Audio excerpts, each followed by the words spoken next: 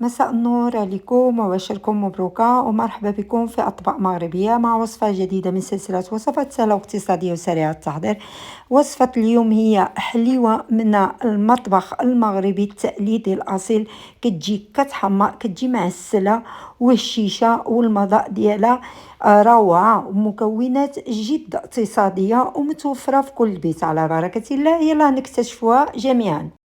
غادي نشبرو واحد الصينيه ديال الفرن، كنعملو لها ورق ديال الفرن، وكنشبرو نصف كيلو ديال البيانه والكاوكاو او الفول السوداني على حسب المنطقه شنو كتسميه، وكنعملو فيها بالقشور ديالو بكل شيء. وكيكون عندنا فران مشعوم فوق وتحت كنسخنوه مزيان حتى كنحمصوه. بامكانكم كذلك تحمصوه في مقلاة فوق البوطه، يعني مع التحريك وصافي. هنا غادي نشبر الخشوار او ماكينه اللي غنطحن بها. غنبقى نعمل الكميه شتيتو بشتيتو وكنطحنو، ماشي كنطحنو حتى كيرجع معالك، وكذلك ما كيبقاش كيرجع طحين مزيان، كنطحنو كامل شتيتو بشتيتو حتى غادي نسالي الكميه اللي عندي كامله. وغادي نعملها في واحد البول او قصعه ولا زلافه ولا اللي بغيتو نتوما اللي غادي تخدموا فيها العجينه ديالكم. هانتوما كتشوفوا انا خديت هاد البول هذا، عملت فيه البيان ديالي مطحون، كتشوفوه محمص كيجي اللون ديالو مغلوق لان غادي نطحنوه بالقشور. وغادي نضيف عليه هنايا عندي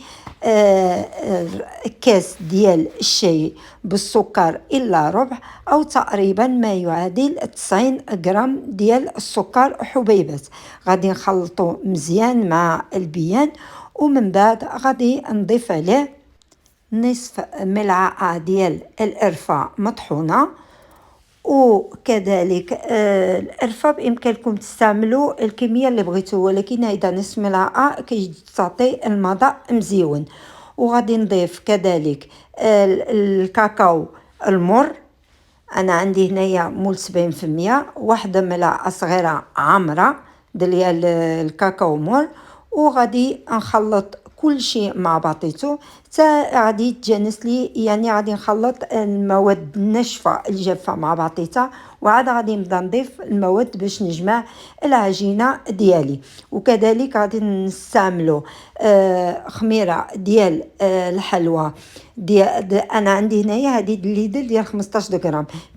بامكانكم تستعملوا جوج ديال 8 غرام، ماشي مشكل 16 غرام. انا عندي هذه ديال 15 يعني كافيه.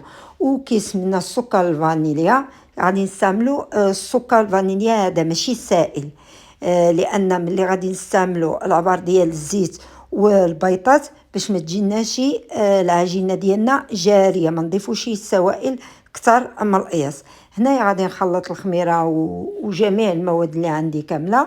وغادي نمر المرحله الثانيه، غادي نستعمل من ميلادا ولا كونفيتور ديال، انا استعملت ديال البرتقال. نتوما استعملوا الا كانت عندكم دم مشمش اولا البرتقال اللي بغيتو. انا كتعجبني المذاق ديال البرتقال، انا من جوج ديال الملاعق كبار عامرين من ميلادا ديال البرتقال، وحبيصه ديال الملح غادي نضيفها كذلك. وغادي نضيف 32 مليلتر ديال الزيت النباتيه، ما يعادل 4 ديال الملاعق كبار عامرين. وغادي نجمع هاد المواد مع بعضيتها لان هي سائله غير باش نخدم داك من الميل هذا مزيان. ومن بعد غادي يكونوا عندي جوج ديال الحبات ديال البيض بحراره المطبخ. انا استعمل بيضات كبارين يعني جوج كفاوني.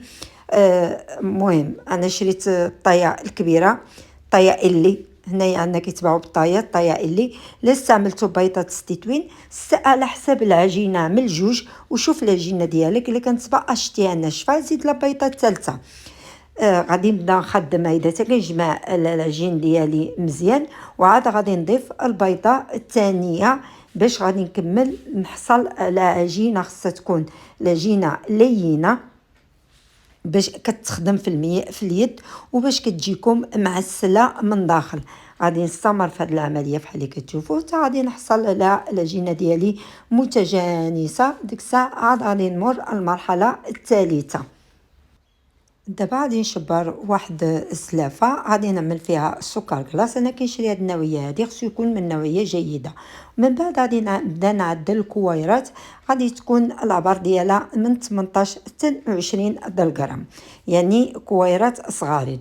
غادي نعدلهم، انا ما كنعبرش لانني مسنسه كنعدل بحال هاد الحلوى دي، يعني غير بالقياس انسان كيكون عارف، ولكن لا بغيتو توزنوهم كيجيو من 18 ل 20 غرام، كتجي الحلوى مأدوده ومزيونه.